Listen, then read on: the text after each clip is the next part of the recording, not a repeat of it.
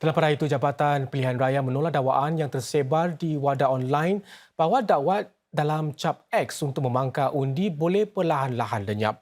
Dakwaan serupa juga disebarkan semasa pilihan raya umum 3 tahun lalu. YLD menegaskan bahawa dakwat bagi cap X yang digunakan adalah jenis yang kekal. Ia dakwat berasaskan minyak serta kalis air dan dapat bertahan pada suhu tinggi. YLD menjelaskan para pengundi juga tidak wajib menggunakan alat pembangkar cap X itu. Mereka juga boleh menggunakan pena sendiri untuk membangkah kertas undi. Ramai warga Singapura yang menetap di Malaysia sedang bersiap-siap untuk pulang ke tanah air agar dapat mengundi dalam pilihan raya Presiden esok. Setelah tidak dapat ikut serta dalam pilihan raya umum 2020 kerana sempadan ditutup semasa pandemik, ramai yang berazam tidak mahu terlepas peluang kali ini untuk melaksanakan hak mengundi mereka. Doreen Sim, 49 tahun, menetap di Kuala Lumpur sejak 2 dekad lalu untuk mengendalikan sebuah syarikat teknologi. Setelah gagal mengundi pada 2020 kerana sempadan ditutup dek COVID-19, beliau teruja untuk ikut serta dalam pilihan raya presiden kali ini. Doreen tekun mengikuti perkembangan kempen secara online. I think this is important for me to go back, really to exercise my civic responsibility. Thankfully, Malaysia is close to home. The post-pandemic world is going to pose a lot of challenging issue for us. It's really important to vote in this PE because we really need a strong and sound head of state. Doreen antara sebilangan rakyat Singapura yang bakal pulang untuk mengundi sama ada menerusi laluan udara ataupun darat. Tiada pusat mengundi disediakan di Malaysia. Walaupun mereka boleh mengundi secara pos, ramai yang memilih untuk pulang mengundi di Singapura kerana dekat. Malah sebilangan warga Singapura di Johor bergabung untuk pulang bersama-sama kerana menjangkakan causeway bakal sesak. Ini termasuklah Greg Low yang sudah menetap di Johor sekitar 12 tahun. Beliau mengendalikan laman Facebook yang menghubungkan warga Singapura yang menetap di Malaysia. We plan to maybe couple together with some of our friends, Singapore friends, then around 9 a.m. Going back for voting. For me to go take bus to go inside, it's actually very hard and troublesome. Jelas, ramai warga Singapura di Malaysia terpanggil mengundi esok bagi memastikan suara mereka diambil kira. Semua prasekolah dan pusat intervensi awal di Singapura yang dibiayai pemerintah perlu memasang CCTV mulai 1 Julai tahun depan. Para ibu bapa juga akan diberikan akses kepada rakaman CCTV untuk membantu dalam siasatan bagi insiden serius. Agensi Pembangunan Awal Kanak-Kanak EGDA mengumumkan perkembangan itu menyusuli semakan kepada langkah-langkah keselamatan dalam sektor pendidikan awal. EGDA menyatakan ia akan mengongsi satu set garis panduan dengan para pengendali prasekolah esok. CCTV diperlukan di laluan masuk dan ruang utama yang digunakan oleh kanak-kanak.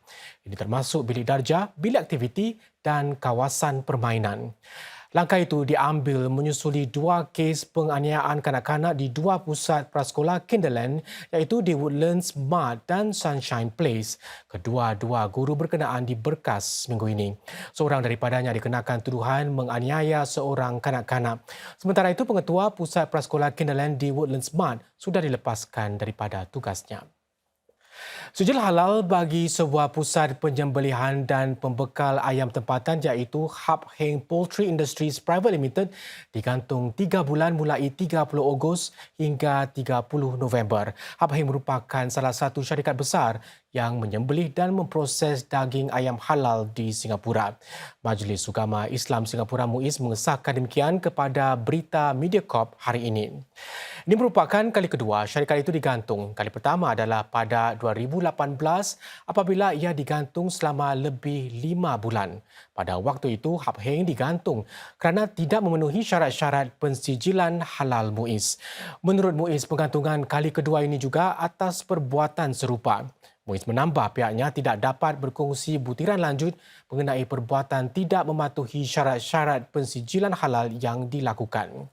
Muiz menasihatkan para pemegang sijil halal agar mencari pembekal alternatif sedang Hap Heng menjalani tempoh penggantungan 3 bulan.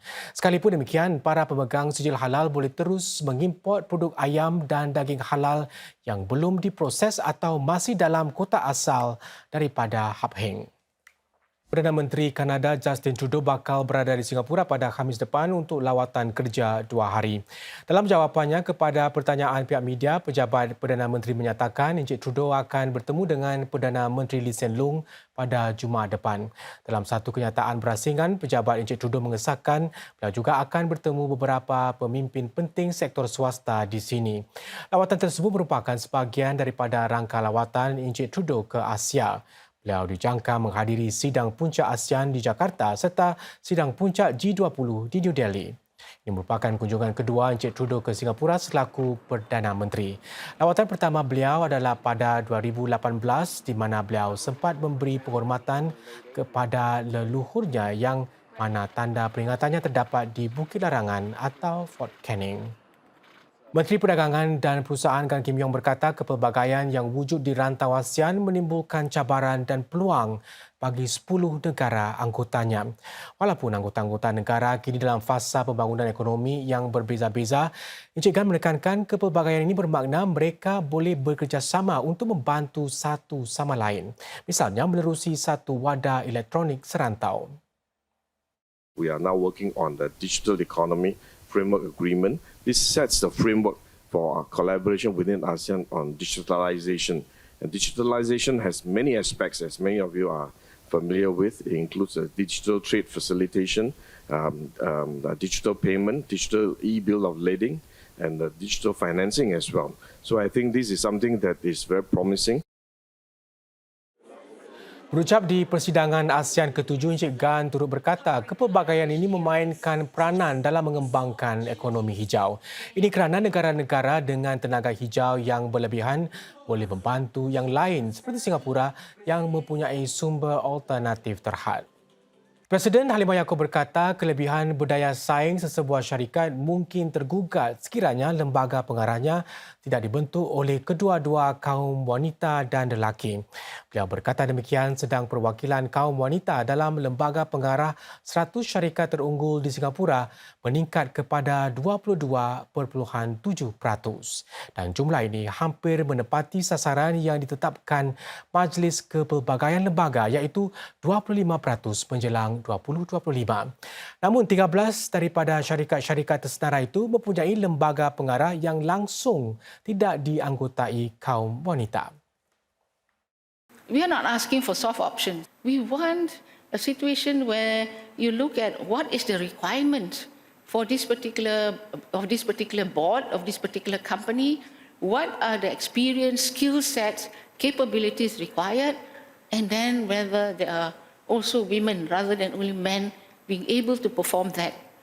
So what I'm saying is that diversity do not have to compromise meritocracy. Puan Halimah berkata demikian sewaktu perbincangan santai sempena sambutan ulang tahun kelima majlis itu. Ia juga menandakan permulaan satu program pendampingan baru untuk menggalakkan kepelbagaian dalam lembaga syarikat. Sekitar 160 pengerusi lembaga dan pengarah lembaga wanita menghadiri sesi ini. Sementara itu, Majlis Kepelbagaian Lembaga juga merancang menganjurkan satu sidang puncak kepelbagaian lewat tahun depan.